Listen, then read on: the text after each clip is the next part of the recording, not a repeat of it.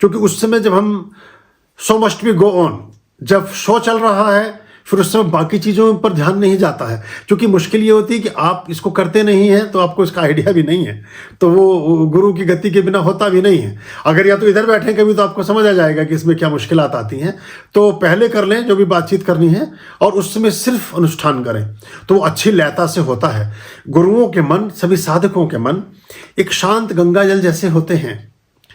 अगर वो किसी विचार की तन्मयता में, इसलिए बहुत बुद्धिमान लोग, एक बात और, एक सीक्रेट और देता हूं तुम्हें, गुरु जब कभी बोल रहा हो तो उसे टोको मत।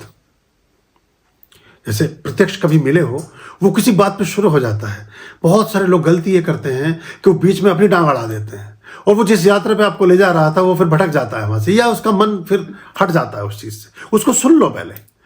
बोलने के तो उठेगा मरोड़ आपको, लेकिन अगर बोलने से बच गए आप तो बहुत कुछ पाकर ले जाओगे। महावीर स्वामी ने बड़ी महत्ता दी इसकी, श्रावकों की। बहुत बड़ा एक वर्ग है जैन धर्म में और कितने समृद्ध हैं वो लोग, बहुत प्रतिशतता में है, 0% पॉइंट में प्रतिशतता में है। सबसे ज्यादा धनाढ्य कौम है इस दुनिया की, क्योंकि श्रावक हैं वो, श्रेष्ठतम श्रावक हैं। उनका गुरु बोलता है तो कुछ भी नहीं बोलते हैं, वो एकदम तन्मयता से सुनते हैं।